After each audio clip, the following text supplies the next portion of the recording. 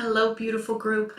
I had on my list of notes today to answer the question that came up just as we were ending our meeting on Monday, which was, what do you do when you feel like your body is your enemy? It's creating a lot of either pain or limitation or, frustration with respect to maybe, chronic conditions or everyday pain, needing to heed to its limitations and feeling like it's working against you.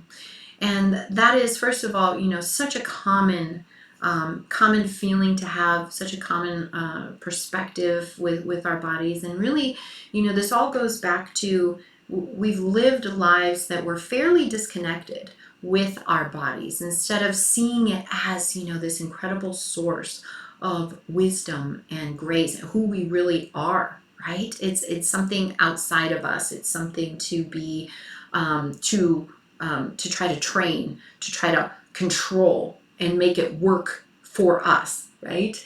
And I want to just invite a different perspective on the body to maybe start to provide a little bit of different way of seeing your body and a different way of relating to your body, right?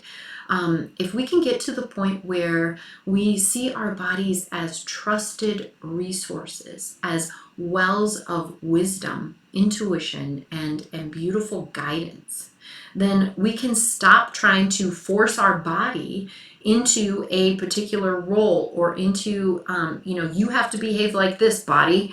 Come on, stop creating these limitations or these conditions or, making me eat or whatever it is that you're attributing the body, the problem, right, with the body, and start to see it as the wisest part of you, the part of you that holds the keys to the life that you want to create.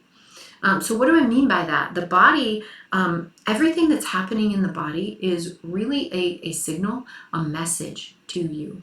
And as you open up to that and learn to respect that and learn to work with it, you will have this incredible source of wisdom guiding you on your journey. It's simple things like, oh, I ate this food and now I'm experiencing heartburn. Okay, body, what do you need me to know? Oh, that food isn't good for my body. It's not what's needed right now. And to be able to trust that your body is leading and guiding you towards what you need to look at. How many times we know that disease and is caused by inflammation, stress causes the inflammation. We know we have all of these, and I don't need to get into all of the research behind it to tell you that your body, whatever the symptom is your body is experiencing, there's a message behind it. And thank goodness, because sometimes we're a little bit hard-headed. We don't know, right? We're living our lives and we think we're using our most intelligent feature, our brains, right? But our brains are full of old stories and perceptions based on events, but our bodies have more of a pure knowledge and wisdom that we can rely on.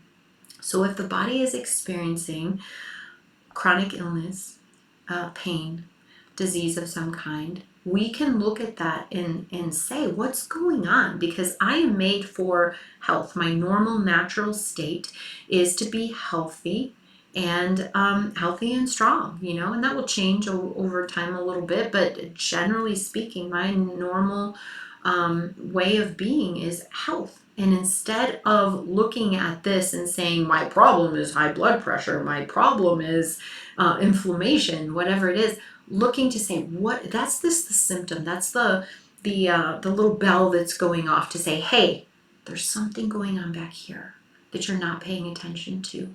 And this is your opportunity to be a little bit of a detective on what that is. Thank goodness our bodies tell us these things, because then we can fix them. We can get to the underlying reason, the stress and the not nourishing our bodies with the things that it needs. Oh, this may be telling me I need more movement. I need different kinds of nutrients. I need less stress. I need to relate to myself. I need to love myself. I need to be finding fulfilling experiences. All of these things our body will help us understand and point to. Our bodies are such a better resource than our minds.